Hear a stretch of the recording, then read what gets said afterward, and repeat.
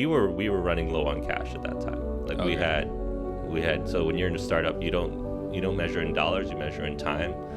So we had about 14 months to go before we're out of money. We tried like 3 different strategies, all of them failed. Yeah. And so it's like people were losing confidence. Through this journey, we had very little support from our parents, right? Parents and community, right? So we have people like Zeki. Like, I get it. Like, you have to think about your brother, though. Like, you're building out a career in computer science. You're learning engineering. You're learning how to build apps. If this goes south, you still have those skills that you can use. But think about Harun. He's a Harvard Law graduate, and he threw away his legal career. It's like, we need these lawyers in the community, and you're robbing the community. And if this fails, or when this fails, he's going to be left with nothing. What's going on, guys? Welcome to episode 41 of the Thoughtful Banter Podcast. I'm your host, Matthew, with my co-host, Hussein. Yes, sir. And our guest for today's episode, Brother Zeki. Assalamu alaikum. Sir, walaikum salam. Thank you so much for coming on to the show. Before we get into this episode, we're going to shout out the patrons because we wouldn't be here without y'all. So shout out to Ronan, shout out to Zero Bay, shout out to Reza B, Deadman, Asad Zaidi, Adi Rizvi, Ahmed, Latifa, Ali, T-Jam, Justin, Muhammad, and Jordan. Thank you guys so much for your love and support. I'm not sure if all you guys are familiar with who Brother Zeki is, but basically he's someone that we've known for a long time. He's been in the community, Maryland, born, bred, and raised. Go Terps. He's also, UMD alum. Yeah. But there are a lot of people who have a lot of influence and are very awesome individuals that you oftentimes don't know about. So just to give like a short little background, like I said, Maryland, born and raised, or maybe not born and raised, but you were in Turkey, right? I was born in Turkey. You were born in Turkey. I was 5 when we got here. Okay. So. Close enough. Maryland, born and raised. I'll just say that. UMD alum, and he's also the successful founder and co-founder of many successful companies that have had humongous exits. He started with webs back in the 2000s. What was that like? Does that count as like the .com like? We'll get into the story, but it's like post.com boom. Post.com boom. Okay. Post.com boom. Yeah. If you could just move your mic a little bit. Yeah. A little bit closer. Yeah. So post.com boom, but still webs, which was acquired by Vistaprint, correct? That's right. And so they had a really big exit with that. And then he was also a part of, I believe, TrueBill, who also had a big exit with Rocket Money. Yeah. He's been very successful, and he also has some good life advice, and he's always been present in the community. So we're very happy to learn from him today and happy to have him here. Welcome, Zeki. Thank you. My pleasure. Honestly, I've been listening to the pod for a while now. I'm a huge fan. It's really great what you guys do here, mashallah. Thank you. The first thing is that there's no right way to do this, right? Everyone's got their own way and pattern. Yeah. Myself, I was actually my senior year of college. I was a couple credits short of graduating, and then I got this job over the summer at a startup. This is 1999. That's when I was born. Yeah. So 1999, I get this job at this startup called HyperOffice, and we start building the first web-based. So we start building web applications, and we built the first web-based operating system. And then 2000 rolls around, and I get laid off, right? And this is like right after I guess I'd just gotten married. So I was like 21, just got married, just lost my job, and I didn't have a degree. I was like, oh my god.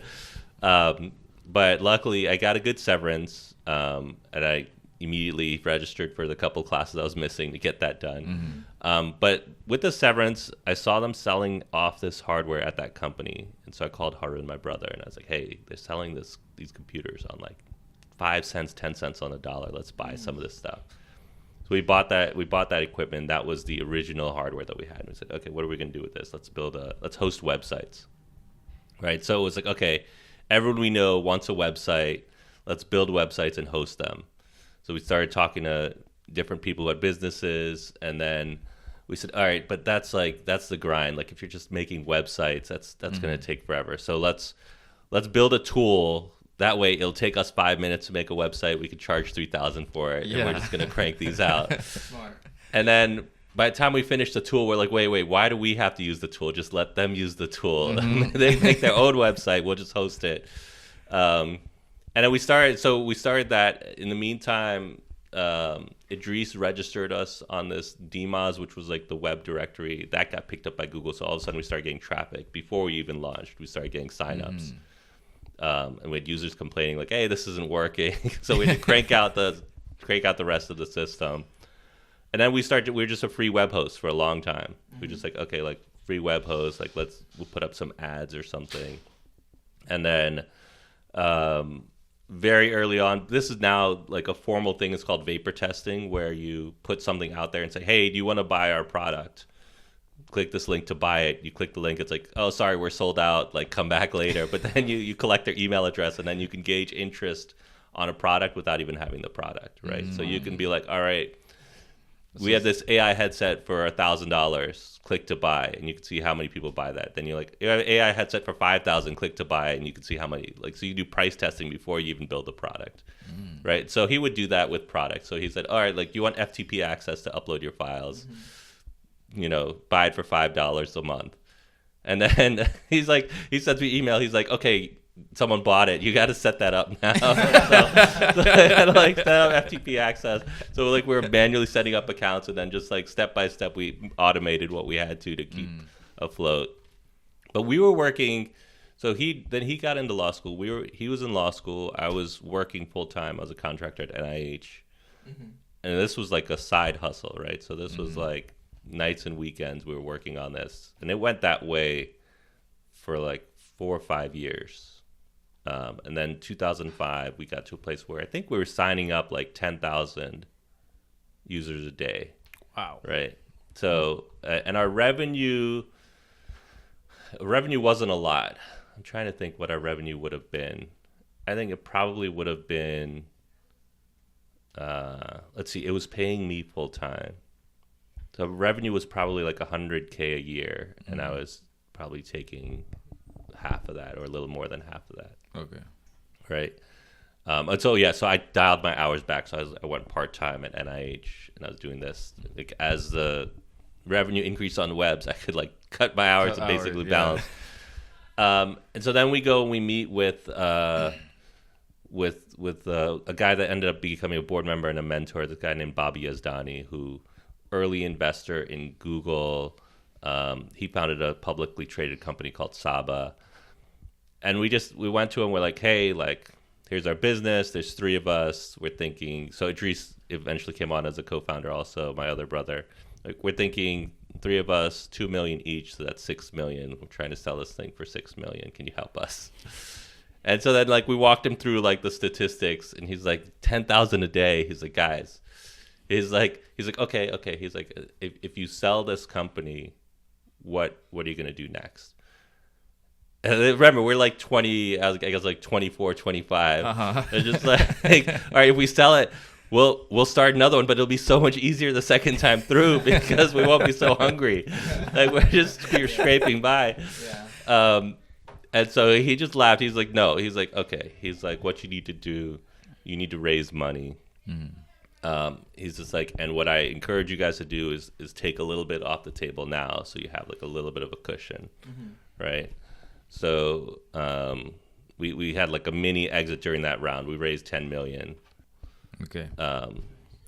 As part of that. So meaning we usually when a company sells shares, you issue shares. So if I've got 1 million shares, you've got 1 million shares, then we sell someone else 300,000 shares. You just create them out of thin air and you give them 300. We don't sell our shares, right? I see. And the money goes to the company because the company's making shares, right? Then what we did was we sold our own shares directly, right? Oh, okay. So, and that's how you get money. That money doesn't go to the company; it goes to the investor. It goes to the founders. Gotcha. Okay, so then we had that money, $10 million. We started hiring. So before that, it was like 3-4 of us maybe at the company. So we could hire people to answer emails instead of doing it ourselves. We built out a support team, built out a sales team. And then a lot of ups and downs between then. We probably had the wrong strategy at least twice, maybe 3 times. But we did a whole widget strategy, which was, okay, we're going to go and sell, like website builder components. So, there's this new movie, Ghost Rider. You guys remember Ghost Rider? We did a big deal with Paramount. Yeah, exactly. Nicolas Cage. So like, okay, you could make a Ghost Rider themed website. We had like a website template with like the skeleton and all that stuff. You could embed there was like, they made a game that you could embed on your website, a Ghost Rider game, and then they made like a trailer. And we did that we did a deal with Reebok, like a bunch of different companies. And then at 2008, that just with the financial collapse 2008, that whole business just we realized it wasn't working out, so we closed that down. Then we went after this social business idea, which was like, okay, instead of making websites, you were making a social network. Everyone can make their own social network. People can come on your site, they can sign up for an account on your site, they can post comments, they can post pictures and stuff, and so that it's for a community to post. Again, that got a lot of activity and traffic, but didn't translate into dollars. Okay. Gotcha. And then the third time around, we hired this guy, and he's just like, look, you need to figure out who's going to potentially buy this business, right? Like, that's his thing. He even now, like, he wrote a book like why founders always need to be thinking about exits. Right? And so we did a deep dive, and we realized that our small business customers were way more valuable than everybody else. And so he said, okay, like, here's some targets. It could be, and literally he was like, it could be Intuit, it could be Vistaprint, it could be Adobe, it could be, right? Like, he named out companies that have small businesses as customers, right? We had this huge offsite, and he's like, okay, like, let's go. Right, let's position ourselves to sell to one of these companies, and that was the last 2 years. And it was like we were running low on cash at that time. Like, we had. So when you're in a startup, you don't measure in dollars, you measure in time. So we had about 14 months to go before we're out of money, before it's game over. That probably seems like daunting at the time. You're like, damn, I don't have a lot of time at all. Yeah. Because it's all on your shoulders, right? It is. And then you got 40 people working for you, right? You're paying their bills. All these people are going to lose their job. Yeah. and what year is this now that this we're on? is now like 2010. So in 2000, and at this point, like, you haven't cashed out yet. Right. It's all like you're just riding a dream. Right. And you're like, we put all this time in. All this time. I need to see a return, man. Like, I hope if I'm like year 15 on Thoughtful Banter, bro. I mean, and like, we talked about, like, Harden's like, don't you just feel this like pit in your stomach every day when you go into work? Like, he's like, I can't stand it. Like, I just want out. Like, like, it was stress. It was stressful, and it was also like there was, like, a little bit of bickering inside the company at the time. Like, we tried like 3 different strategies, all of them failed. Yeah. And so it's like people were losing confidence. The board was losing confidence in him. Do you think having family involved, did that make the process more stressful, or did that provide you extra support? I think it provided extra support because we knew we were all in together. Nice. Like, I think if it was another thing, Harun might have just dropped out, right? But because it's his 2 other brothers there, it's like, no, I can't leave them. That's one huge plus. The other huge plus is the trust, right? Like, I could send Harun in a room. He could negotiate my salary or my bonus, and I would trust that he was going to do good right by me, right? In fact, I remember one time, like, after Vistaprint,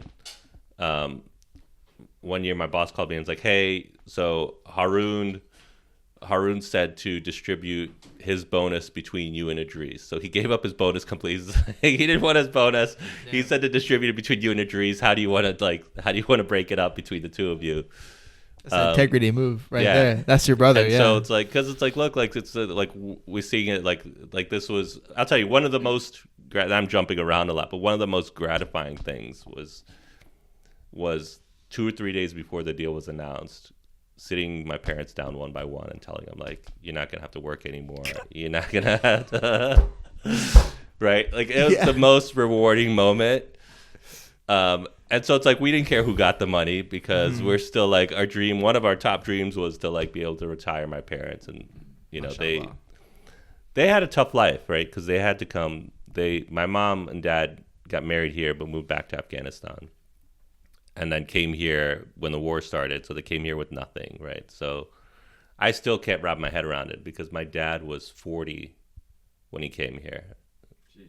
And so it's like wiped out completely financially, starting from scratch, renting, like new country, new language. Country. Well, they both educated here, so they knew the language and knew the country. But like my dad, I remember he had a motorcycle and he was doing paper routes at night, and then they had a home. My parents did a home business so they could be around us, so they're not out of the house.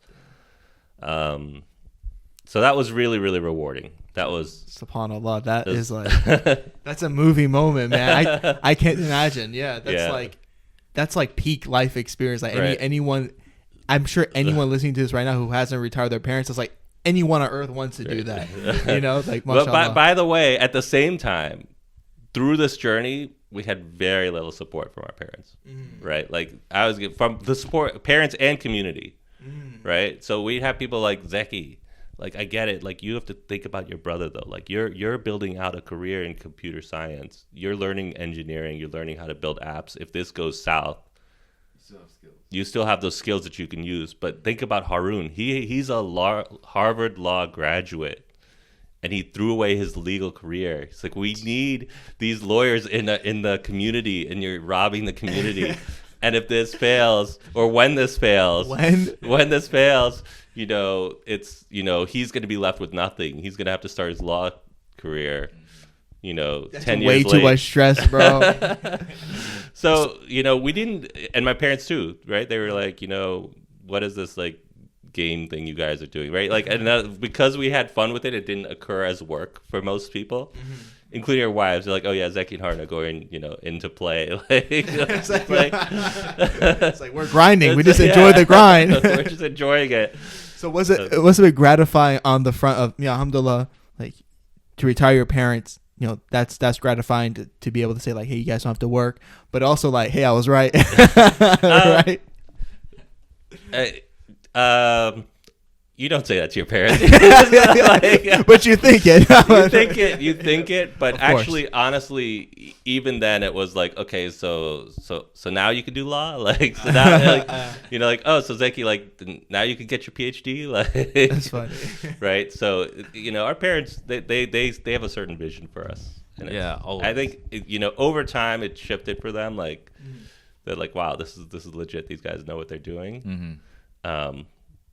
But it's like, look, our community is mostly immigrants. They don't fully understand the system. They know what's safe, right? That first generation, they played it safe because any misstep and it's just like game over, right? I mean, like you were saying, that your parents came here with nothing. They had to restart, basically. Right. So, like, of course you want to play the safe route because that's like the most guaranteed way for me to live comfortably. Right. And it's not even live comfortably. It's like so that my kids can do better than me, right? Like it's a very focused thing. Yeah. And so... so that like we can mooch off our parents and start businesses, right? Like that's like that's that's what they did for us, and now we have to pick up that baton and run it a little bit further down. Yeah, I'm curious. I'd like to get to the community stuff, but just this was a great story as far as learning like the history of webs. But as far as like the responsibilities between you, Idris, and Harun. How did you guys kind of split that up? Because I know Idris was younger, right? Yeah. Like, pretty significant. Was he in high school when you guys started? He was, yeah. Like he was 14 when we first started. And even when we raised the money, he was like 18 or something, right? And so here's another situation. I get a call and my mom's screaming on the other side. Idris is going half-time to college. You guys are ruining his life. You guys both have your degrees. And he's part-time. He's going to be left with nothing. This thing goes under, and he's not even going to have a degree. Like, you guys are both married, and you have degrees, and you've just completely shafted your brother. We're like, okay, or maybe that was because he was planning to drop out completely. Like, okay, he can take a class, like a semester, just to keep it going. But it took him 6 years to graduate college because of that.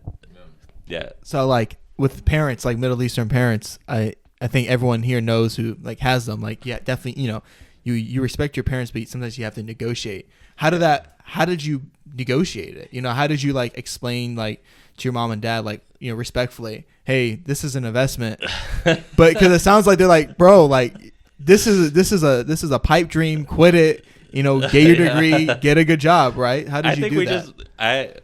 We're just like, we just really need them right now. Like, we can't. Like, it was, I mean, we're dying. The whole time the business is dying. Like, we're on the verge of death, right? We can slowly see the business dying if we don't do something, right? So it wasn't like, it stopped being a dream. At some point, it was just the responsibility and the burden of like, we got to carry this and see it through. Going back to roles, I want to talk about that because that's super, super important. We established that very early on, I was in charge of technology. So technical decisions I'll make, product decisions Harun will make. Okay. Idris was young enough, he just listened to us.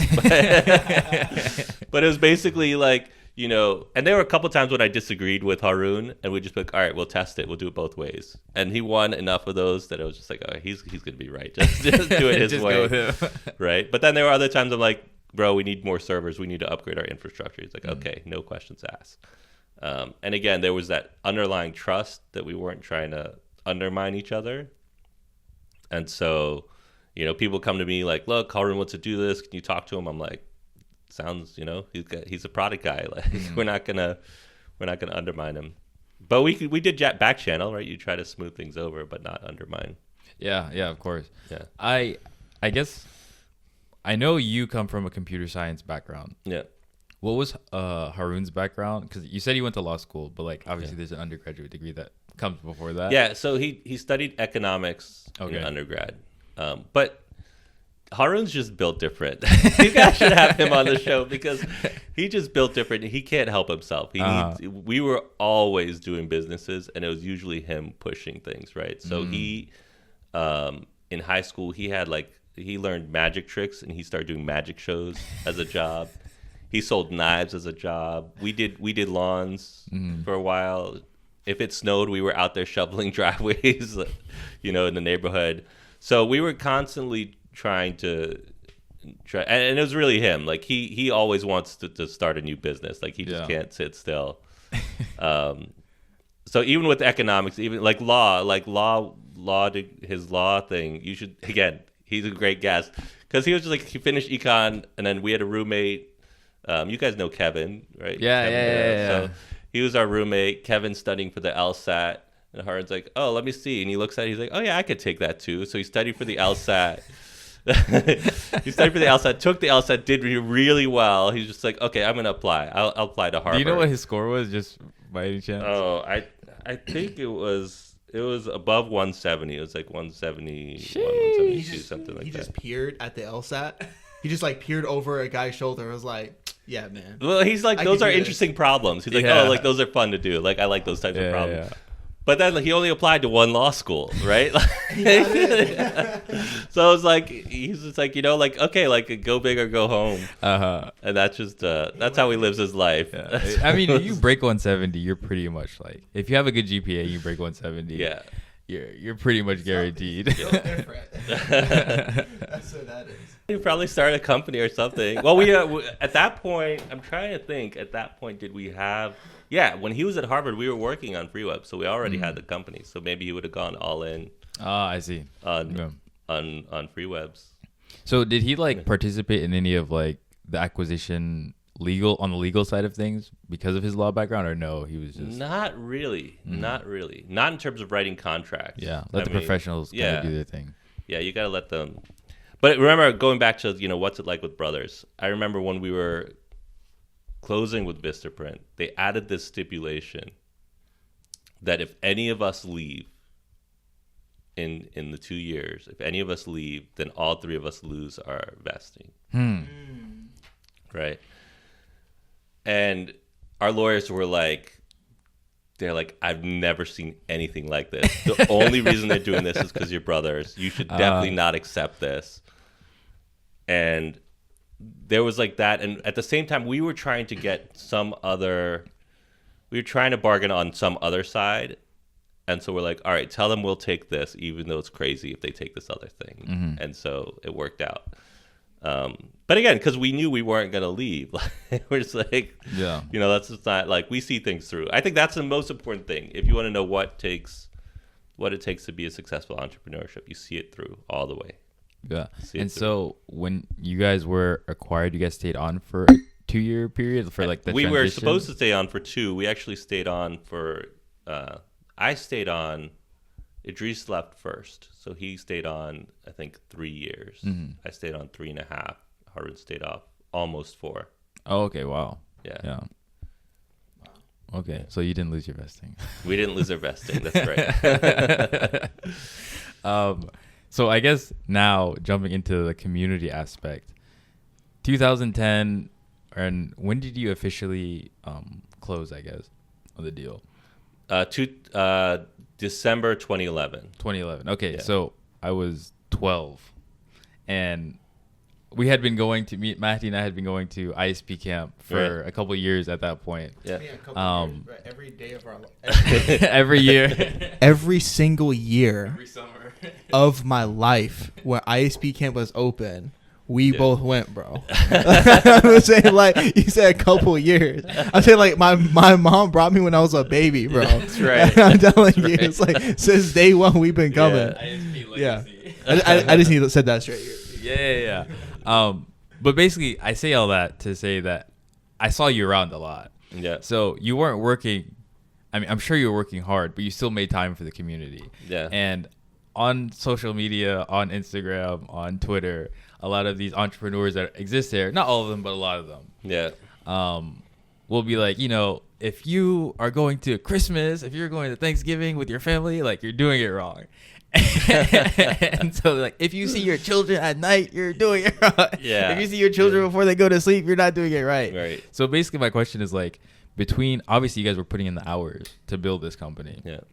And we're scrambling as far as, like, what to do with it for at least a little while. Yeah. How did you kind of balance the stress of that and putting in all those hours as well as still being present? Because I saw you guys around. Like, it wasn't like you guys were strangers and only came up for Ramadan and Muharram or something. Right. It was like you guys were always around. Yeah. So, I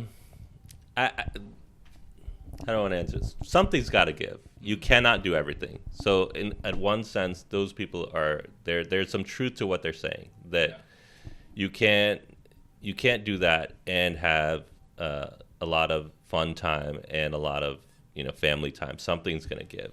Yeah. Right. And so you just have to choose what's really, really important to you. Family time, and our family complained a lot because those became business meetings, right? Like, you've got like the executive team in one room, so that helped actually. So we could be with family because we're just like, all right, we'll take this. We're in a meeting at work or we're talking about something. We're like, oh, we got to go to mom's. All right, we'll pick it up over there, right? So you go in, it's like, hey, mom, and then we go like sit down and like start talking. My mom's like, are you guys visiting me? Or are you running a business from my house, right?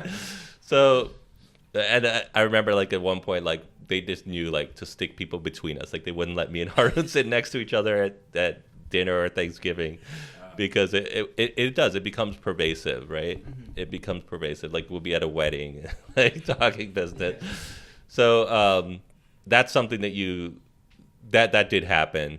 I think I want to be honest, like some of our friendships definitely suffered. Like we just, you don't have time to go out with friends. And I think some of our friends understood that, and some of our friends did not understand that, and that was a sacrifice, right? That was a sacrifice. What else? I didn't really go to the gym back then. Seeing the kids. I mean, our kids were young back then, so there were nights like I both me and Harun, like our wives gave us an ultimatum, like. Kids are asleep at like 7:30. So if you're not home by 7, if you're not home, like, so I would literally get home some days and there'd be a note on the door, kids are sleeping, come in quietly, right? I'm like, oh, I missed them. Like, I'm not going to see him again. And then you have to carve out. So then, like, my daughter was in like a parent-child class. And so once a week I'd go into work 2 hours late so I could go to preschool with her. It's like maybe if I had a standard job, I wouldn't be able to do that. But here it's like we were making the schedule, so I'm like, oh, there's a play at school, I got to be there, right? What does that mean? I'm going to have to be up until 2 a.m. that night? Maybe. Yeah. So you got to sacrifice sleep. I think getting married early was the best thing I ever did. Interesting. Because, I thought, and we thought it was like a hindrance. We're like, oh man, like we got the ball and chain at home.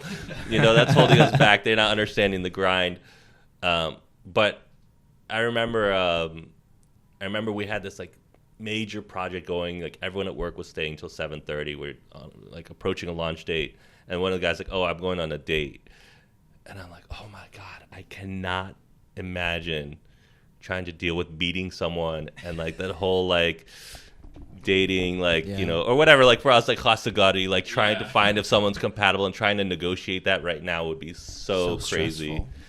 So I'm actually glad that we were married early. Both me and Harun weren't. That wasn't like something to worry about, right? That's such a good. I want to pause that point because I hear this so often, and it irks me. And Hussein and I have talked about so many times on the podcast. Like people always. Some people. I mean, of course, we can't always control when we get married, but there's like this sentiment, right, where people are talking about, man, like get your bag, get your dunya taken care of, get your life settled, have $100K saved up, get your PhD. And then try to get married. Yeah. This is something that risk works in a really weird way, right? Risk, like Allah's provisions on us, right? It's not something we have control over, right? And I've noticed this in my life, like how much I work has no bearing on how much is in my bank account. Like they're just completely unrelated, right? And so like the other thing is me and Harun noticed that every time we had a baby, something really good would happen for us, right? Like every time, it's just like that. Like so, it's like like the fundraising. Let's say the fundraising was in 2006 when we took some money off the table, right? That was like Maria and Ibrahim. We're like, that's the Maria and Ibrahim thing, right? And then like, so we used to joke. We're just like, all right, like. We gotta have another baby. Like, we gotta exit this company. Yeah. We gotta like, right? Yeah. And it's the same with like the way I look at serving the community. Like before NWMI even started, we would have these big Eid parties. We just basically it started small, but we just like kept inviting people, and then like eventually like Mariam printed out like cards from Vistaprint and started handing them out. Like, hey, come to our house. Like 200, 300 people would show up at our house, and it's like, look, like. If Allah wants this community to celebrate, He's going to provide for them. And because I'm setting it up, He has to trust me with that provision to serve the community. And so it flows through me.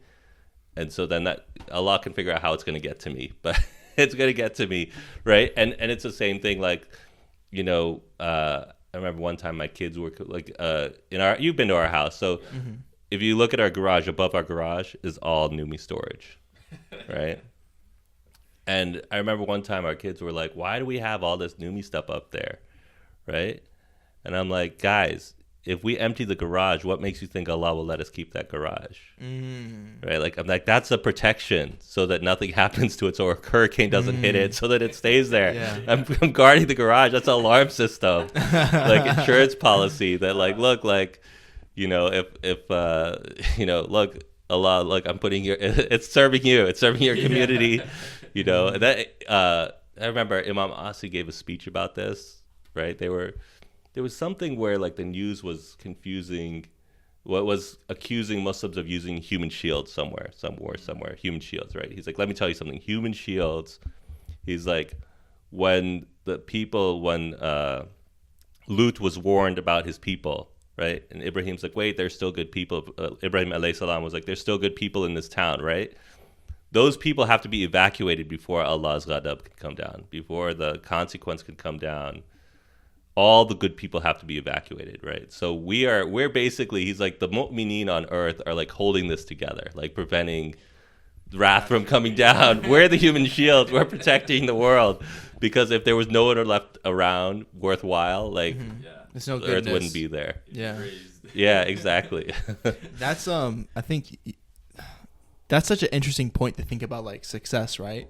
Because you see yourself in a situation where, and I was actually hearing this at the lecture the first time Muharram about like how mu'min, this dunya, like, there's a lot of hadith about the dunya, like, the dunya is like like the ocean. You drink some of it, it never quenches your thirst.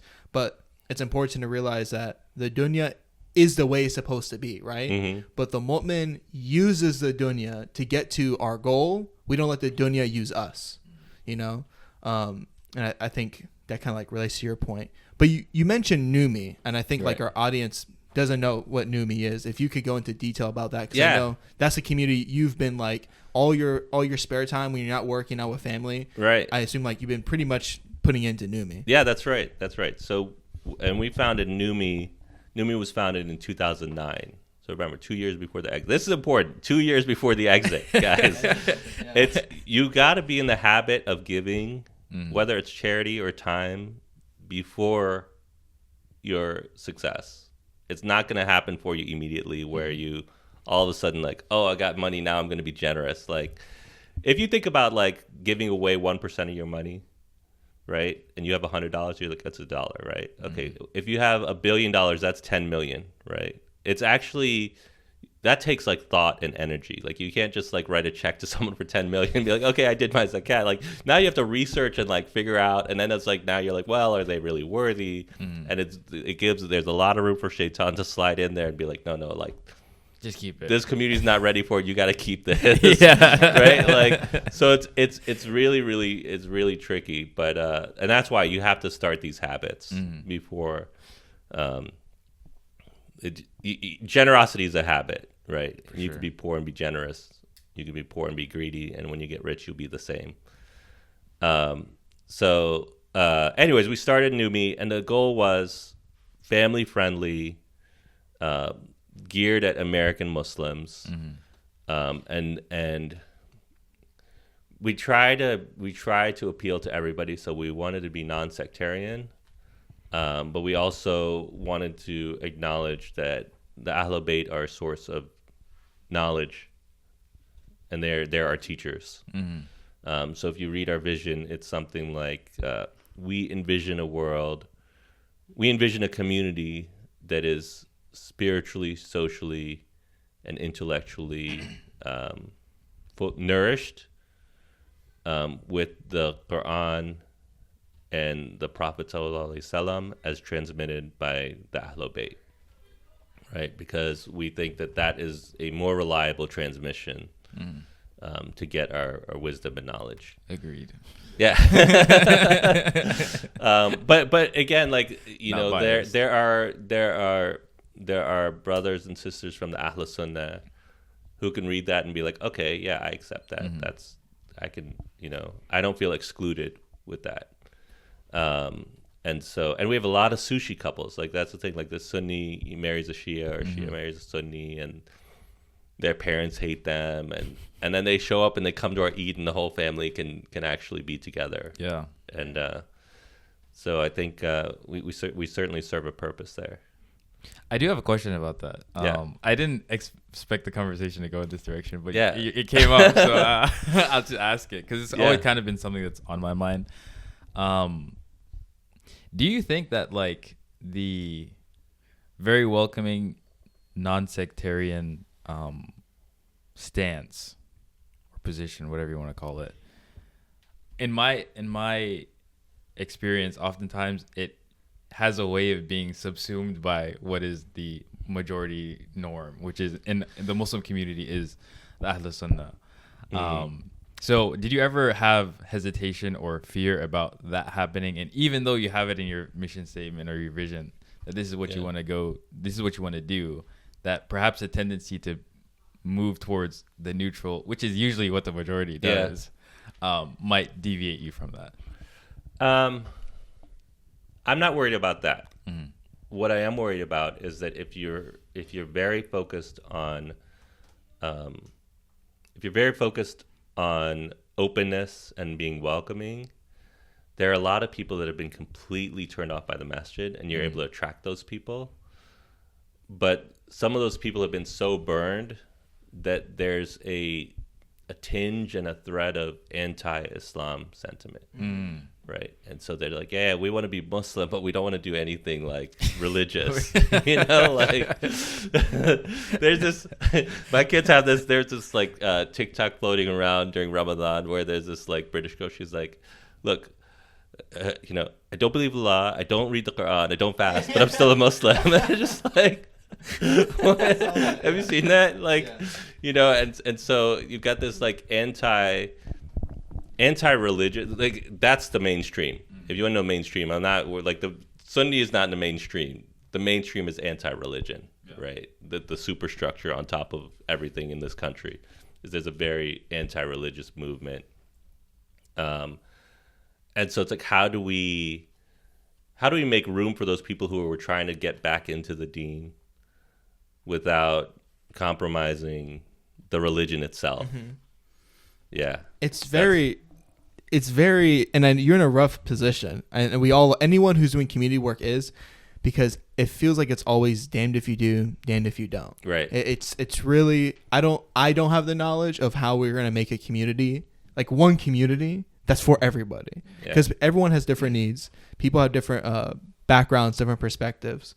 And like with the religious note, it's like, I think with Muslims nowadays, it's like the people like that girl that you were mentioning, that TikTok, I've seen it. She was like, and she's like on a live, she's just crying. She's like, I don't pray, I don't believe in Allah, but I'm Muslim. And it's like, but that's a real thing. And it's like, because to so many people, Islam is just a culture. Right. And that's not even their fault. That's how they grew up. When your dad's like, yeah, we Muslim, and he drinking, right. And it's like, all right, we're Muslim. Like, it might be like, oh, we're Egyptian, that means we're Muslim. No matter what. We're Iranian, we must all be Muslim. It's like, that's a really common thing. And I think like with communities, again, like it's important to have that space for those people who don't want to go to the masjid, because it's better that they're going to anywhere that has anything to do with Islam, because if they're not going to go there, then where else are they going to go? As long as no one person is damaging the sanctity and the sacredness for everybody else, right? And that could be in the form of a super religious person picking on someone's clothing, right? Or it could look, we've had like situations where like a brother will show up in like a basketball tank top, right, to eat. And it's like, like I think his parents are probably just thrilled that he's willing to go out at all. Yeah.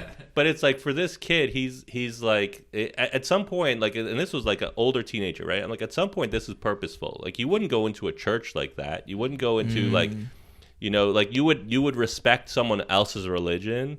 And it's like, if you don't believe in Islam, you should at least respect it as a generic, the way you would treat Buddhists. If you're going to a Buddhist temple, if I was going to a Buddhist temple and they said, oh, please take off your shoes, I'd be like, okay, I'll take off my shoes. Like, that's what they do here. Or, or take off whatever, your hat. They don't want you wearing a hat and, you have a hat on. You take it off just to respect someone's beliefs. And I think there's some of that's missing in our community. That's something we have to work on. I guess my question was off of your comment about the individual that came with like the tank top. Yeah. And I know like we talk a lot kind of like disparaging culture, especially when it like kind of like butts heads with religion. But some of the good things about culture are it does kind of ingrain these norms in like people. So they understand that, oh, I'm not going to show up and like, even if I don't believe in this, I don't pray, whatever, I'm not going to show up to the masjid, or I'm not going to show up to this event wearing my basketball tank top.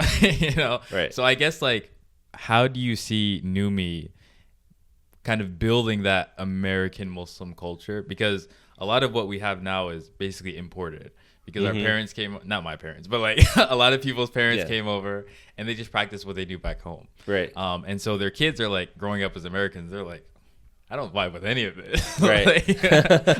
like I don't even get it. Right. So like, where's NWMI like fall into all that? I think this is something that it has to happen organically, and it has to happen with Americans. Yeah. Right.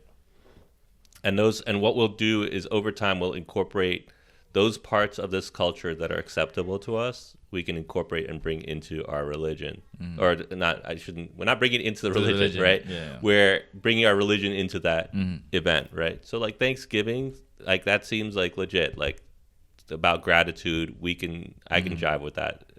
Not at the same time acknowledging the genocide that took place to make that happen, right? Like, let's not forget about the genocide. But we have that in our religion too. Like, look, Ashura is, we're mourning it, but we're gathering and we're eating, and there is a sense of like celebration. Like at the end of that, you actually feel uplifted, right?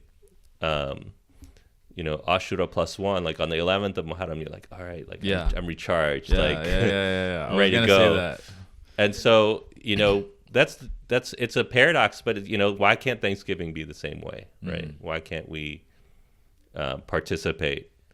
And you could say, okay, like these other things have pagan roots, and so we shouldn't participate. Like, well, like what about like, and the people saying that are like not American, right? Like I think if you're an immigrant, like look at your own culture first, right? Because these people have no problem with Nowruz, and like like Charshamba Suri, we're jumping the fire, and then they're gonna come and tell me like, oh, Halloween's haram. It's just like, what is jumping the fire? That is an exceptional point, and I've never heard anyone say like I'm half Iranian, and like I've growing up, I've never been allowed to like celebrate Halloween, and I've always used the argument, man, it's like pagan roots, but so much of like what Iranians do. Whether they have seen like but it's like people change the culture to fit into Islam, right? I mean, like there is a lot of practices that Iranians and Indians and Pakistanis have that have like their pagan roots, right? And I'm not trying to like get canceled here, but like it's just a fact. And like, but they have Islam, they accepted Islam, like okay, we're gonna mold our culture around the religion. It's not that deep always. Right. And the thing is, like some of these pagan roots were Islamic roots before that. Like, I believe that every religion was founded by a prophet of Allah. Like any enduring religion, like Buddha, we should just assume that that the Hindus, like at the core, they had a prophet from Allah that founded that religion. And it's been distorted over time. But if we look at the teachings of a religion, and it's the bayina, it's just like the obvious truth, right? Then assume that was divinely guided, right? And so these pagan rituals have sacred roots, right? And it's this supremacy that like, oh, but it's Iranian pagan roots, so it's okay. Iranian pagan roots are more bapa, So I think we have enough. There are parts of the society we can never fit into.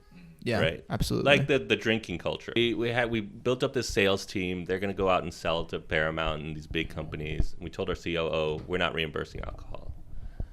And she was just like, that's unheard of. She's like, what? You guys can't do this. Like, it's embarrassing. Like, I can't tell my sales team that we're not going to reimburse alcohol. Like, that's how sales get made. Like, you go, you take them for dinner, then you go out for drinks, and that's when you close the deal. Like, that's just how it happens. And we were adamant on this, and she like it got to a point where she was like threatening to leave the company. She's just like, I can't work like if you're gonna like impose your like religious like right, because she knew it was coming from a religious standpoint, right? And finally, again, I remember I was government contracting, so I had this. I was like, wait a second, like they told us that when we were contracting for the government, right? So I pulled the government policy. I'm like, look, federal government does not reimburse alcohol. The federal government, right? Like, so it's like, how could this be a terrible idea? If why are they doing that? Yeah. Like, what like, how did they get to that conclusion? And so the compromise was, we said, like, look, just give them all a raise and be like, look, these guys are quirky. They don't reimburse alcohol. Here's a raise. You can spend your own money on it, right?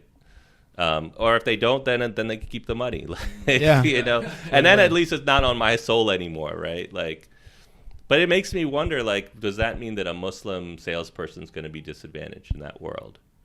Right? Probably, right? Yeah. So those are parts of the culture, like this, like happy hour. Like we just don't participate in happy hour. Like, and it's a major part of like American work life. Yeah, that we're not going to participate. So there are parts of it that are just incompatible that won't work. Clubbing will not work for us. Like we're just not in that scene. Unfortunately, some of us are. Yeah. Okay. You said unfortunately. I was like, yeah. It's like unfortunately. I was like, wait, what? It's like, bro. It's like I've no, That's why you got married early, brother. Like,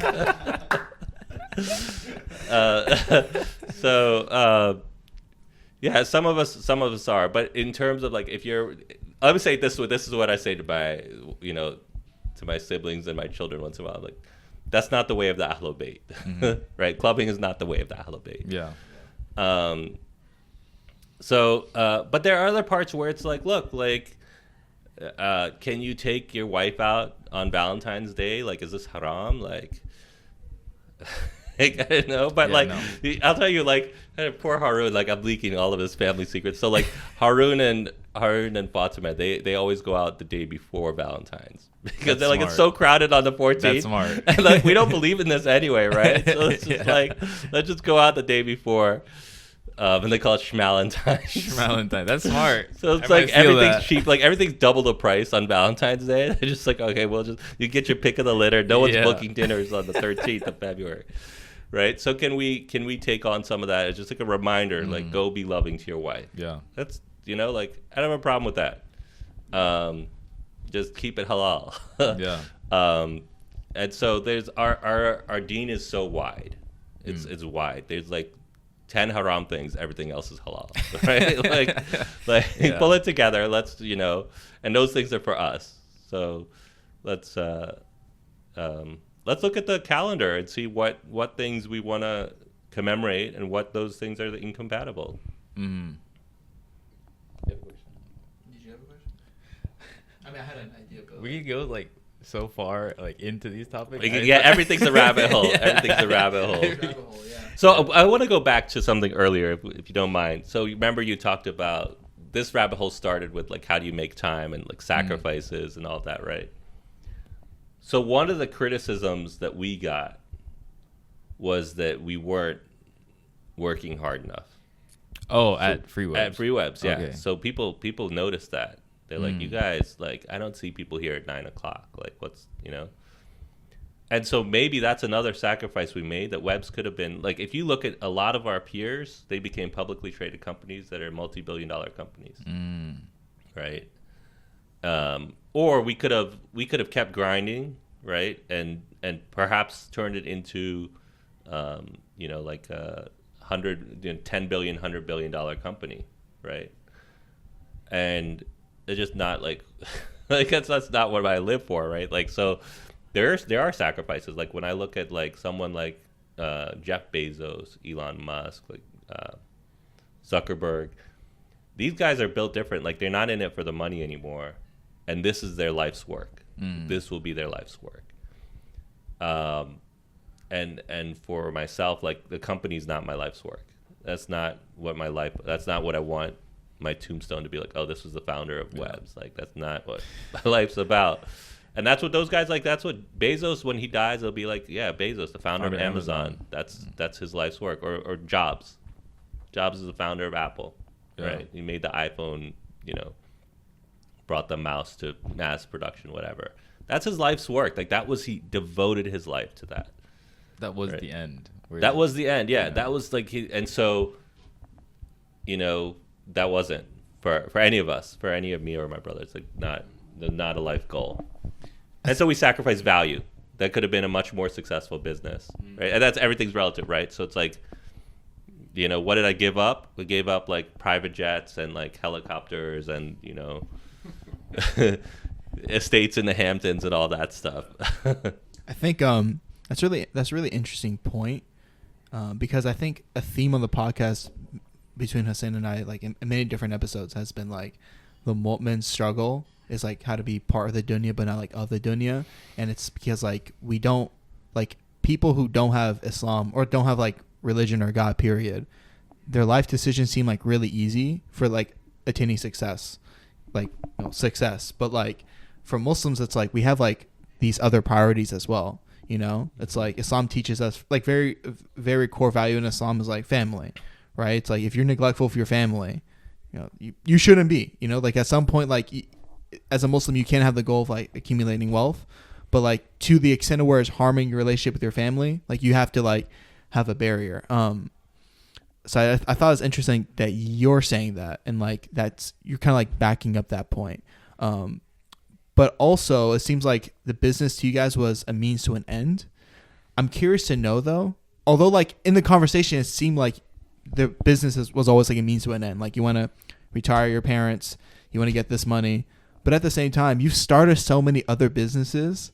It seems like you're also just like passionate about like just starting something, right? So is it a passion at any? It's like you want to stay loose and you stay engaged, right? Like so, it's like I'm like even now, like I'm reading up on I'm between jobs, so I'm reading up on AI. I'm like seeing what's going on there, and was TrueBill the last company I started? Probably not, right?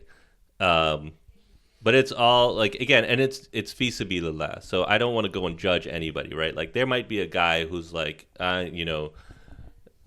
there might be one guy that's like, I'm starting a solar roofing company, and I want to make that money, and I want to buy a Maserati. And there might be another person who's like, I'm devoting my life to the solar company so that I can save the environment, right? And that could be a Muslim guy. Like I don't want to judge. Like it's your intention that's really driving whether it's okay for you or not. So I don't want to say that devoting your life to a company is bad necessarily. It just wasn't for me. Gotcha. Right? Okay. Yeah. I mean, to add on to that point, I think all of these goals, even if it is to make money, even if it is to get a Maserati, there's kind of two important criteria as far as like from a religious standpoint where that's coming from. One, is it for a greater purpose of like fi sabilillah, like you mentioned, Right. And then two is like, do you have an attachment in your identity to this object? Right. So Yeah. like if you lose this Maserati, is your faith gonna change? Right. Exactly. Exactly. It totally.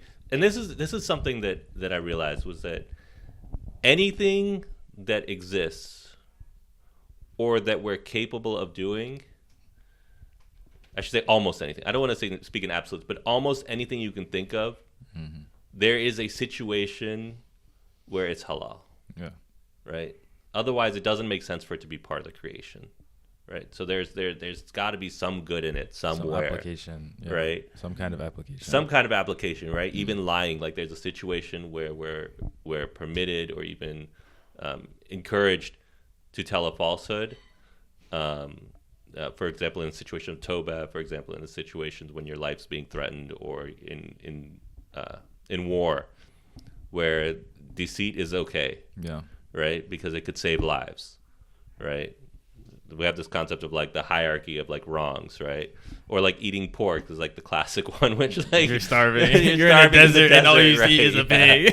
Yeah. Why does every like- non-Muslim like? But here's the thing, right? I asked someone this. I was just like, look, they were talking about how pigs an evil animal, right? Interesting. They're like, it's an evil animal. I'm like, maybe it's not evil. Maybe the reason we're not supposed to eat it is because it's so similar to us. Like they're making pig valves And pigskin grafts. Yeah, like they're doing pigskin graft. They're doing like a heart valve from a pig.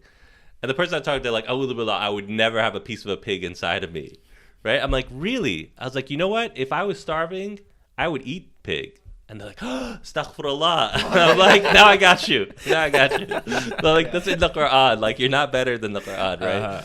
And so it's like we have to think, like, so now we're taking a part of this supposedly filthy animal and like saving lives with it. Like, what do you want to? You'd rather use a human valve from a living person? Like, what is the option?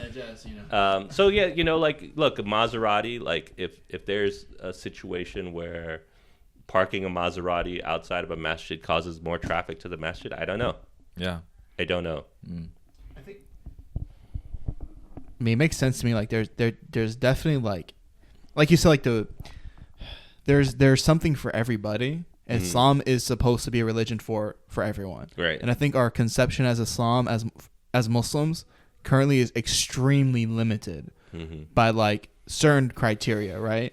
But it's like, if this is a religion for everyone, and Allah's given everyone different, I guess, different interests and different like motivations for instance, right? Like, it will be helpful for like the guy in his life who is looking for money because he's trying to support his parents. He's not Muslim. He's not going to be attracted to the religion where he sees like everyone's like basically broke, But if he has a bunch of Muslim friends who are on like that Andrew Tate life, like me and my brothers and Bugattis, you know what I'm saying? He's like, wow, these Muslim guys are all so successful, and they're all Muslim, Yeah. like that could actually be like beneficial. And there are like amazing stories of people doing really good things with their wealth for the community. I heard this one story. It was for this center in Canada, Toronto. And basically they had pitched the project. It was like a $10 million project all in. And they were short by 4. And some guy from out of town, he was like this Yemeni Shia guy. He hears about it because he stops at the masjid that they were currently at. He hears about it, and then he goes to like the organizer, and he's like, "How much do you need?" Like no one knows this dude. No one knows this dude. He's just like, "How much do you need?" He's like, "Oh, like well, we need this much." Right. And then he just writes him a check. SubhanAllah. It's amazing. $4 million. It's amazing. And then hands it to, and then he leaves, and no one sees him again. Right. You know. Right. So like this stuff, Right. like that potential exists. Yeah. You know, and there are people. But let me tell you something, guys. In the eyes of Allah, you dropping a 20 on a guy on the street, equivalent, right? In terms of like percentage of wealth, even like that could be even more in terms of the sacrifice. And so if you don't build that habit of dropping that 20, you're not going to be that guy. You're not going to drop 4 when you have a billion. If you see that story and you're like, wow, subhanAllah, I want to be that guy one day. Start now. You have to, like, at the same time that you're grinding to build that wealth, you have to grind to build that habit and that generosity of spirit. I mean, that goes to a great tidbit, another Zeki tidbit that you told us. Is you were talking about, like, and this is, I guess, about relationships, marriage, like lowering your gaze, for example. Yeah. You were like, if you don't start the habit now, when you get married, it's not just like you're gonna suddenly be struck with like right. You're gonna suddenly just start lowering your gaze, you know. Right. So you build that up now, and me and Matthew have talked about that on this podcast as well. Like, it's not you're not just gonna wake up and be like, oh, I've been inspired to lower my gaze now. Yeah, exactly. Yeah. You're gonna be with your wife, or you're gonna be out, or you're gonna be like. right. That's like the meme, right? A couple walk out like, oh. Yeah, I love that. And I think it's such a real interesting. It's such a real point. It's like it's so it just pushes away all the noise and the BS, because I think we have like fallacies. I know I definitely do, right? Like we have like fantasies of like who we are. Like man, if things were just different, I would be different. And I feel like it's such a real point. That's just like, bro, you are right now who you're going to be. Like, you're not going to be like, oh, get rich and then become like, no, you're just stingy, bro. Like, you're stingy. Like you're saying, like, if you're stingy poor, you're going to get rich. You're not going to be like Mr. Generous. Right. Right? Because like you still see your wealth the same way. Yeah.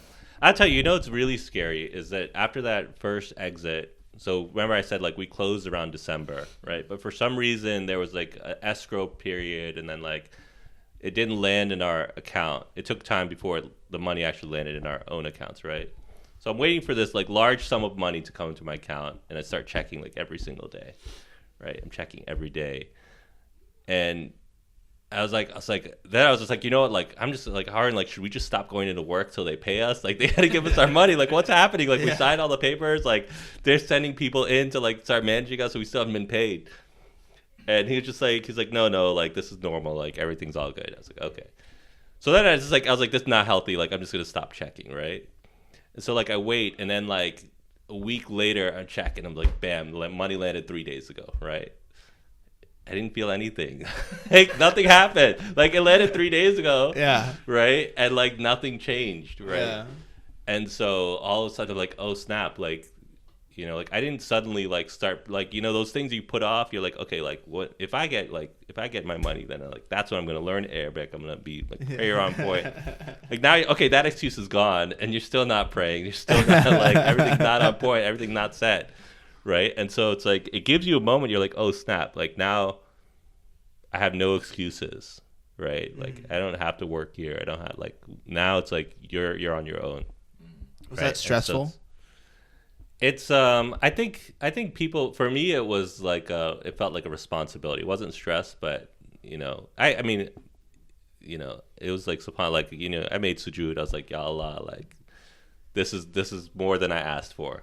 Like this is, you know, like you answered more than what my dua was, like, you know, and I worship you. Like that's it. Like, you know, like I give my life to you.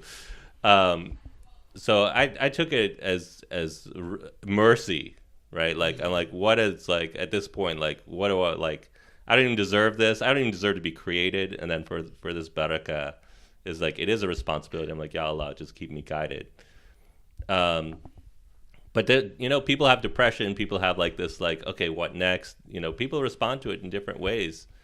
Some people just like, they start going partying, clubbing, and like getting torn into a different lifestyle because they don't know what to do. Like, that's what the guidance is here for, is like, you go back to the guidance and you spend that time with your creator.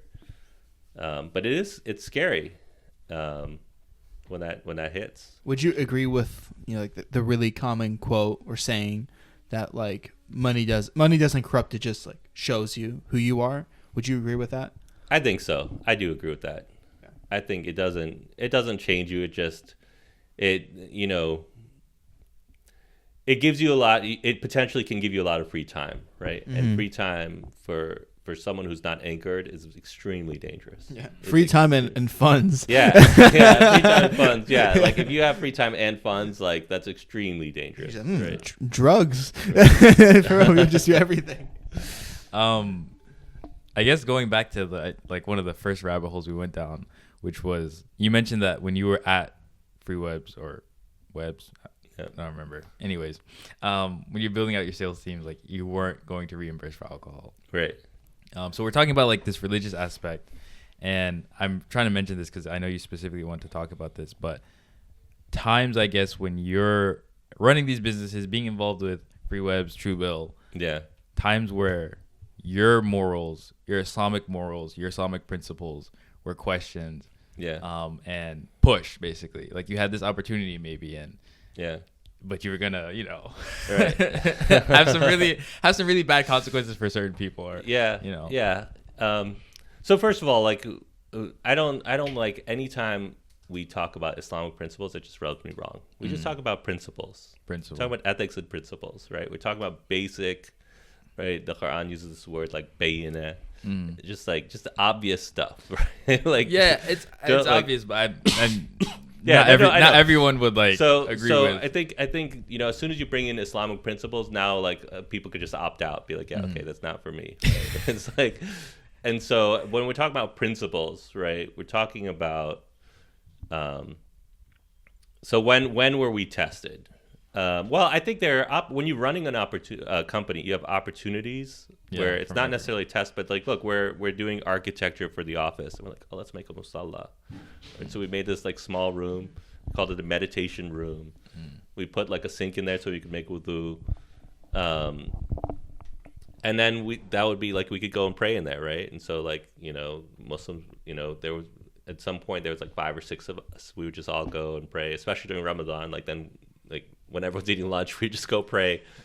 And then other people started going in there and meditating too. And then like, there's like, like there was a woman who was gave birth and she wanted to lactate. She was like, hey, like, would this be, sacrilegious if I went in there and used it for lactating? We're like, please take off your shoes. Let's, make a sign so you can let people know so you're not disrupted. And it became something that the whole community, the work community, could benefit from, even though it was, so that we could pray comfortably. That's like one of those perfect examples of like how like you're kind of bringing Islam to people, and it's not like for the attention of dawah or like converting them, but like they're seeing the benefits.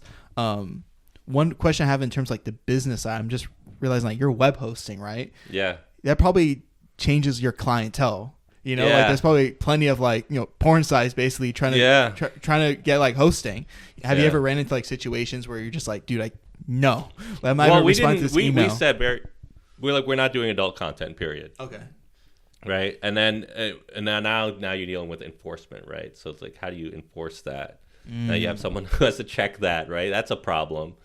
And then we haven't even had a situation where it's like involved children. So like the FBI was getting involved. Like we would get like subpoena requests and IP, and we're just like, yep, like here's all the information. Absolutely. You got that. Yeah. It's like, here's the IP addresses. Here's the email address. Social security. We went in and scraped. Here are all the other accounts they created. Yeah. Like, go find this jerk. Yeah. And we actually joined like a coalition of like Children Protection Coalition where we shared data with them. When something like that came to our attention. So that was one. We ended up using we wanted to offload that content mediation thing. So we got this thing where it was, Amazon has this mechanical Turk, so you can pay people to do work for you. So we'd show them 9 by, like, any image that got uploaded went by this 9. We'd show you 9 images and say, are any of these adult? Right? And you just say yes or no. You just check off the ones that are okay, right? So and, like, humans are reviewing it. They are. It's, but like out of 10,000, maybe one would be a bad image, and then they would just say like no, and then that would get flagged out of the system. But it's a tricky problem. Like, I honestly didn't know what the, from a quote unquote Islamic perspective is like, all right, like one person's gonna have to see this to at least review it. Nowadays I would use AI. Like, yeah, for sure, right? Nowadays, Yeah, you're good. No, AI is like that's a perfect use case, right? Yeah, it's a perfect use case for AI. At that time it wasn't quite there yet, and so we had that human review. Yeah, that's just like stress. I mean, I'm wondering like. But then it's like, okay, stressful. like, okay, what about an anti-Muslim site? Like, or hate speech, neo-Nazi site, white supremacist sites, like. And you like have to make the decision, like, okay, I do believe in free speech, but not that free of speech. yeah, exactly. But how free of speech am I with? So we right? ended up going with the, like, you can't hate other groups, but if it's like a white pride group, like, we're gonna allow that. Like, we're just having a picnic, y'all. Yeah, Ideally, whites only. Like, why white culture is the best, and it's just like we're on time. Like we're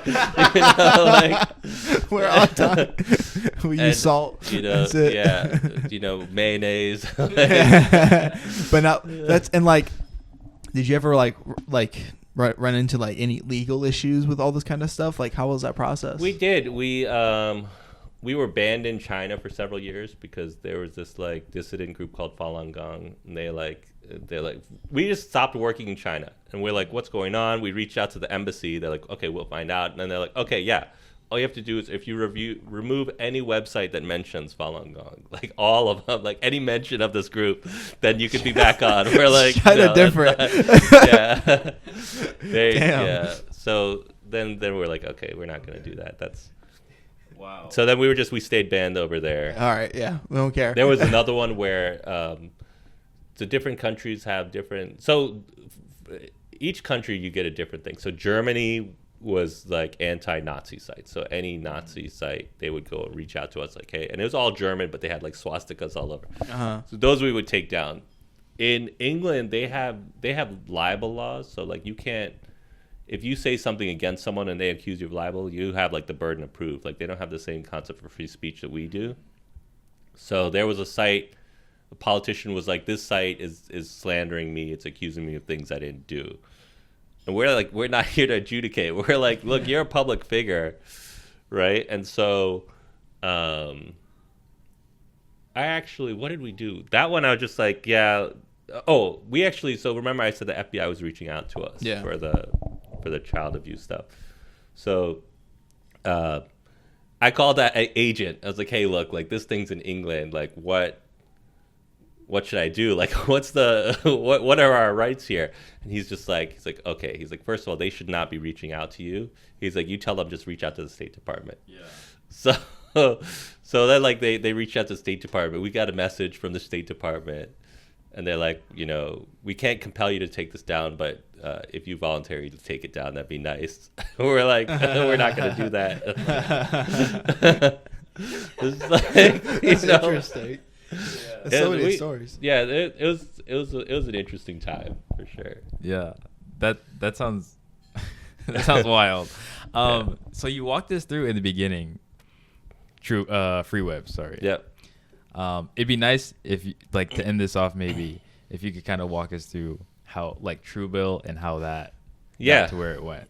So TrueBill, so remember I said we all stuck around for 3 to 4 years. So then it was, we spent some time decompressing.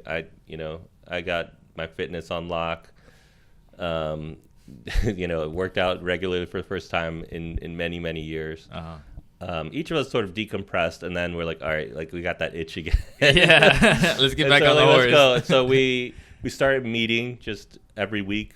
We just like meeting and just brainstorming ideas, and it was just like whatever just to throw anything out there. Like, what's an idea? And we started doing that it was several months. And after the first month, it was like, okay, guys, no ideas that we can't launch in 6 months. So if it's like a new, because we had like, okay, we're going to do a VR headset that's attached to a Peloton so you can like ride around and it feels like you're in nature. We had like, like hardware ideas, like VR, like you could walk on, like, have you seen like Ready Player One or something? Like something like that. But they're like, okay, that's like a 5-year project. We're not here for that. So it had to be like something simple we can build in 6 months. And so then there's a dispute as to whose idea it was. It was not my idea. but I think Harun was like, what about like subscriptions? Like what, like there's all these subscriptions. Like, can we find those, right? So like, okay, let's export. And this is, again, here's a lesson on like how to do a startup bare bones, right? So the first prototype was like, all right, Harun, send your transactions to me. First, I took my own transactions, dumped it in Excel, did some numerical analysis, right? So you say like count duplicates, right? And then you can count duplicates over time. So you're like, okay, what is the average? And if it's like 12 duplicates a year, that's a monthly subscription, right? So you could basically, as I was using it very simple to detect subscriptions, and I found my subscriptions. I was like, oh look, like I didn't know we had Audible. That's weird, right? So it's like, all right, Harry, give me yours. So he gave me his, and he's like, what? He's like, I'm paying for that alarm. Like, I don't even live there anymore. Right? So each one of us had, so there's like a very early validation just on an Excel spreadsheet that like, oh, look, like we're providing value here to ourselves. Like, okay, let's build it. So then we just started in grind mode, 5 days a week, grinding it out. We probably had the idea in August. By December, we had like a working prototype. I think we launched probably January, February timeframe. And then again, that was like then it went into slog mode. I didn't stick around with them. Especially so that March or so, we applied to Y Combinator. We got into Y Combinator is like the number one Paul incubator. Graham, right? Yeah. Paul Graham. Yeah. And so I think at that time it was Sam Altman was in charge. He's actually now the CEO of OpenAI. But he was at YC at that time. So Idris and Harun and Yaya moved to Idris and Yaya moved to California. They did the YC thing. Right after that, we got investment. Like, here's another thing. Like, so some people, like, if we were like really like all in people, we would have just put in our own money. Why would we take investment, right? Yeah. But like, again, like, we're a little bit risk averse. Like, part of that's like coming from a war-torn country, whatever it is. We're like, no, we're not going to bet our own money on this. We'll take investment. So we got that investment. But also, it gives you legitimacy when you do that. And then those people are invested in you being successful. So it actually builds your network out. Those people open doors for you. Yeah. In general, like with startups, would you like, I mean, I know every situation is different, but like, is that like a good rule of thumb, like in general? Because you just now said like it builds legitimacy, right? Yeah. So like, oh, other people believe this is a good idea, not just me. And like, I might have like a crackpot idea and put all my savings into it. Yeah. And they're like, dude, this is really stupid. Yeah. So I would say that when you get investment, you're signaling you're going to exit this business at some point, right? Investors want a return. That means you're going to exit it, right? So that's just something to think about, is that for the most part, venture capital, like, that means you're either running this business and selling it to someone, or you're going to take it public, right? So like this podcast, like, you're not gonna, like, I don't see it being sold. Or selling if to Spotify. If they give it? me that Joe Rogan deal, yeah, I'm gonna sell it to Spotify. No, but that's a licensing deal, right? Like, So yeah, you would do that. But that's the thing. Like, then at that point, like, I don't know how the investors get paid. Like, I don't fully understand how that works, right? Gotcha. So it's like, this doesn't work as a venture. That, like, a venture where you have investors and you're gonna, you're not gonna go public. It's not a public company. Yeah. Right. At this point. Right now, you could build a media company, and then that becomes something that could get invested. But then you're talking about building a media company that maybe you sell to Viacom or something, or, right? There aren't any major media companies that are acquisitive, right? Yeah. Like, so that's, you have to think about what sector you're in and whether that makes sense for you. You are a wealth of knowledge. Like, there's so many different rabbit holes. Because I was and I'm about to give it to you, but it's like when he said AI, like we can go into like AI, like we gotta get you like on 4 episodes, man. Like, we need a contract. Yeah. 5 Zeki episodes. Yeah. Just quick aside. Yeah. Have you watched Succession? We started watching it, but I just didn't see enough redeeming qualities. Yeah, it's a little much. Stay invested. It was a little much. It's a little so we much. got like 4 or 5 episodes in, and it was like, Yeah. this is not the way of Dahlobeit. How real is that personality of Logan Roy? Like the grumpy old man who's just mean to everyone and always gets the his dad. way. Yeah, the dad. I actually don't see him as being mean and grumpy. I think I actually resonated with him more than anyone else, because it's like he's just got these spoiled kids. Yeah. That His kids are a hot mess. Yeah, he's looking at his descendants. They're all spoiled. They're jerks, right? Like they're actually like bad people. Like he has sympathy for the people around him, like the non-rich people, but like they don't, right? Like, remember like in the first episode or something, he gives his watch to that to the Mexican guy, right? Like he didn't get like, right, because of the the $1 million thing. I don't know if you guys saw it, but I thought of him as like he's disappointed, like he's old and he's just like, oh my god, like these guys are definitely jerk. Disappointed. Maybe it's later in the season. He's definitely not nice. Oh really? Okay. He's definitely, like he's not. Yeah, where I am, he's still in the hospital, or he's like just recovering. So it's like we just got a taste of it. Yeah. I mean, maybe. I don't know. Again, we didn't. If I think you get attracted, or the way the universe is set up, the way Allah's sunnah is that you'll get surrounded by the people like you. Mm-hmm. And so we're not cutthroat in that way, so we don't attract cutthroat people, and so it's just not our circle. Yeah. Where we deal like that. It's we're much more methodical. Yeah. And maybe not so aggressive, and so maybe we won't be billionaires. Yeah, maybe. I mean, coming from like just speaking to my experience, like the commercial real estate side of things, commercial real estate is different from residential real estate in that most people don't do it, and there's like because there's a barrier to entry. Yeah, it's kind of like an old boys club. There's like a lot of the property owners are like older white guys. Mm-hmm. And so if you don't have the network, yeah, it's hard. It's more difficult to make it. Like a lot of commercial real estate agents don't make their first sale, even if they're coming over from residential. They don't make their first sale in like the first 1 to 2 years. Like that's pretty common. Of course, there are exceptions to that, but that's fairly common. But in commercial real estate, a lot of people are very cutthroat. It's like it's like, hey, get to the point. Don't waste my time. And if you say anything that I don't like, I'm just gonna hang up on you. Oh, that's not. I don't. That's not really what I was talking about, though. Like I'm talking about like where it's like stabbing you in the back. Where they're no. I mean, some people do that too. Yeah. Stabbing in the back. But I get the no nonsense. Like that's fine. Yeah. I'll get on the phone. I'll get to my point. But it's also like, like I don't know. Like when I see them in person, like when I finally get around to seeing them in person, it's like very short, very curt. Like I'm like, bro, I'm walking around this whole building with you. You're not gonna like smile. Yeah. And then like when it comes time to doing deals, like just getting yelled at for stuff you put in contracts. I mean, sometimes it's justified, right? There can be moments where it's like, okay, this is completely ridiculous. But yeah, it's interesting. Going back to what I wanted to ask you about, I follow Paul Graham on Twitter. Mm-hmm. And one of the things he talks about a lot whenever he's asked advice for people wanting to do startups is he's basically, or young people specifically, like probably before they go to college, is he's like, just get good at coding. Like just get really good at coding. And don't get a 4-year degree. Is that the? No, I mean, he didn't necessarily say don't go to college. Okay. But he's just like, focus on coding. And then when you're in school, build stuff. Like build that skill basically. Yeah. Is his kind of thing. So he's very like coding, math heavy, right? In favor of those kind of things. Yeah.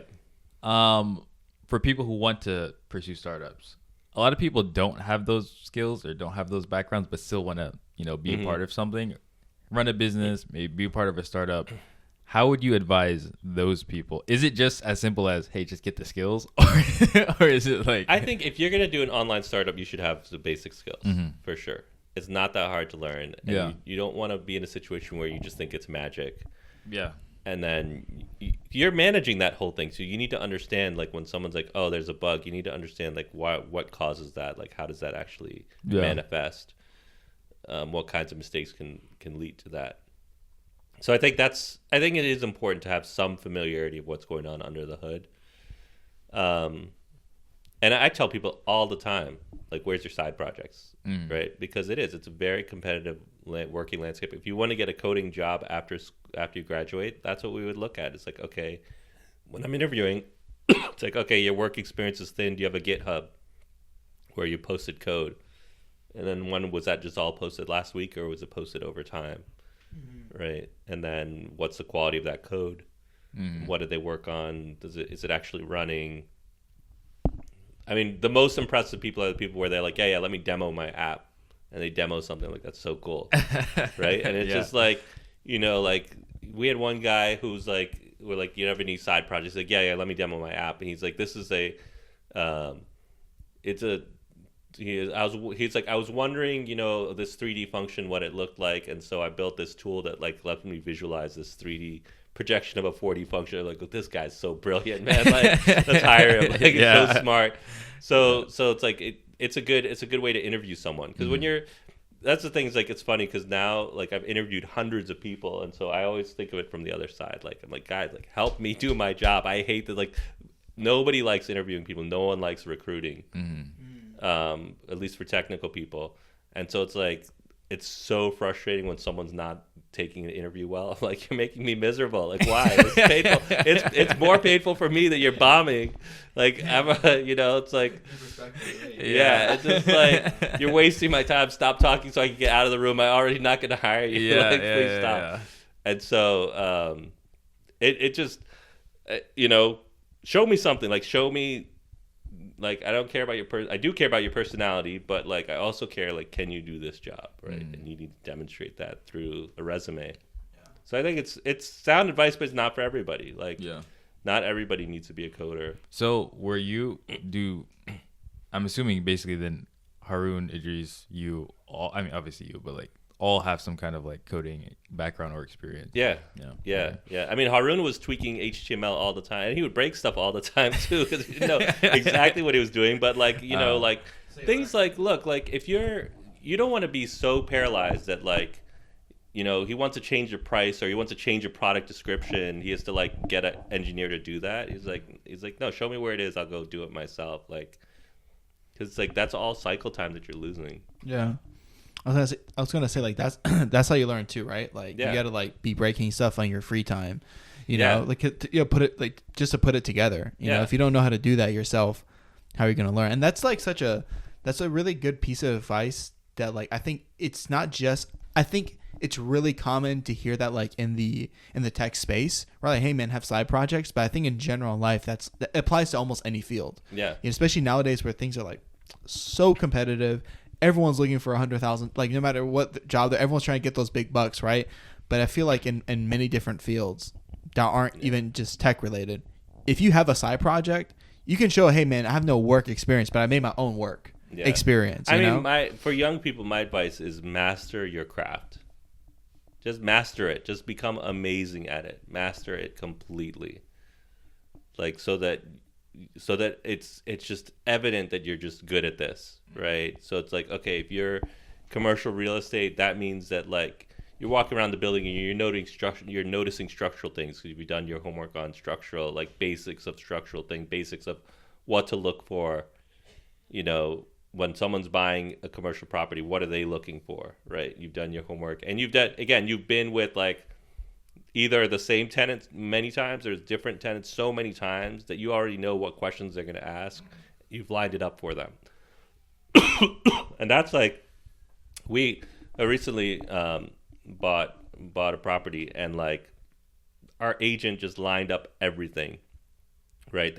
She lined up, like, all the different inspectors, things that we didn't even know. She's like, okay, you're going to want this, and it was a very tight timeline. She just lined it up all on the same day, and then her team compiled it into a report. and gave it. I was like, dang, like this, like I would work with her again because she made it so. And they didn't like, they're like this, you know, like here's what needs to be fixed here. This is how much it's going to cost. Like everything had like a price tag. So we knew exactly. This is a commercial property? No, it was a residential. But again, it's like she went out of her way to make sure we understood everything wrong with that property. Instead of like, I've worked with agents where they're just like sugarcoating everything. It's just like, that doesn't help me. Yeah. Residential real estate is interesting because there are so many people who have their real estate licenses and do like a deal or two like Right. on the side for like a family member every now and then, like maybe once a year or something. Yeah. And so they don't actually have the skills or the experience. Right. They're just like they're mucking up the process. Yeah. Yeah. So you get a little less of that because of the barrier to entry in commercial, but it still Yeah. exists, obviously. Yeah.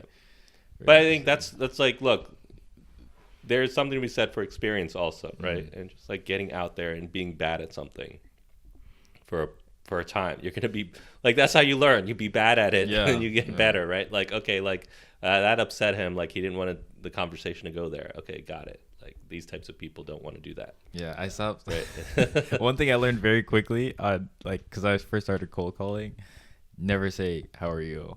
Just get to the point. Yeah. He said, hey, this is me. Get to the point. Yeah. I said, how are you? They were like, what? Yeah. But they'd be like, good, what? Yeah. I was doing great until you interrupted me. Like, what do you want? Yeah. Exactly. Yeah. Makes sense. Yeah, it's like if you already interrupted me. Like now you're wasting my time extra because I don't care about you. Like what is how are you? Yeah. I mean, I feel like we should wrap up here just because we just got to have you on for more sessions. 'Cause I don't want you to get tired. Yeah. Inshallah, yeah. Like, if there's anything else you want to add in terms of like any projects you're working on or any ending notes on your end, please take it away.